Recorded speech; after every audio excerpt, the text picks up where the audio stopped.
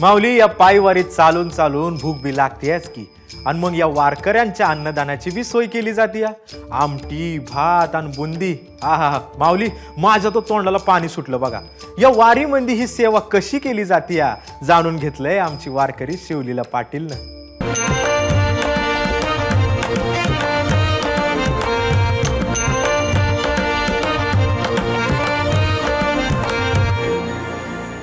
रामकृष्ण हरी।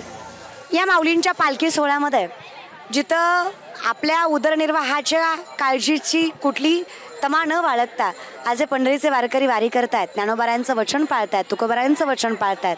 अर्थात तिथे खाणं पिणं राहणं प्रत्येक माणसाला ही चिंता वाटत राहते की नेमकं त्या गोष्टींचं काय, माय माऊल्या राहत्यात कसं, त्यांच्या जेवणाचं वगैरे काय।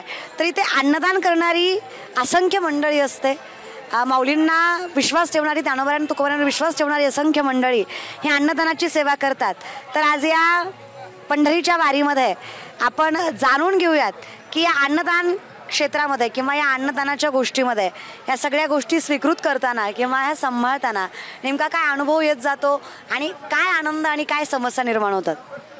माझं नाव हरिभक्तपरायण बाळासाहेब महाराज शिंदे, बावकुलवाडी।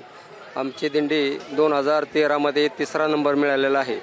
तर त्यामध्ये असा आनंदाची गोष्ट आहे की कितीही अडचणी कसलीही येऊ शकत नाही माऊलीच्या सोहळ्यामध्ये, जेवणाला कधी कमी पडू शकत नाही। अन्नदान करणारे भरपूर लोक आहेत, त्यामुळं अन्न सगळं भरपूर मिळत असतं आणि आनंद फक्त आपल्याला काय घ्यायचा, आनंदच घ्यायचा त्या वारीमध्ये, दुसरं काय दावा।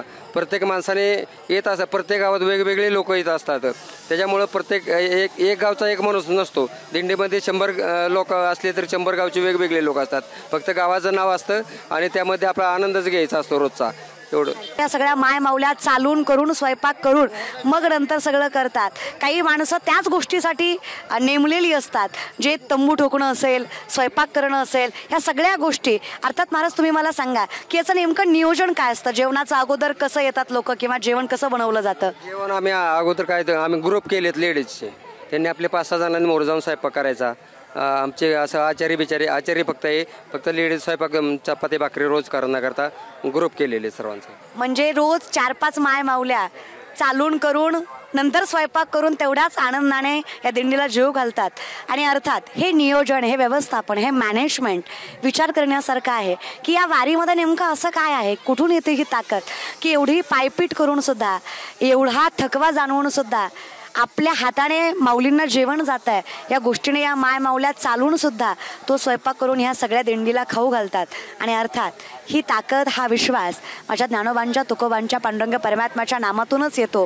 हा विश्वासच यांना घेऊन चालतो आणि हाच आनंद तुम्ही सगळ्यांच्या चेहऱ्यावर बघताय।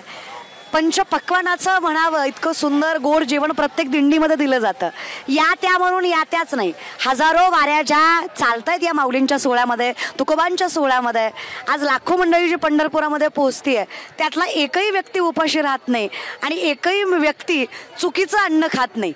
तो अगदी पंचपक्वानच खातो आणि तेही घरच्यापेक्षा कितीतरी पटीने सुंदर।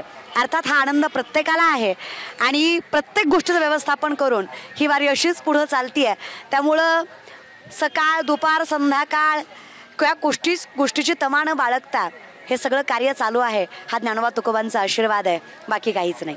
रामकृष्ण हरी। एबीपी माझा, उघडा डोळे बघा नीट।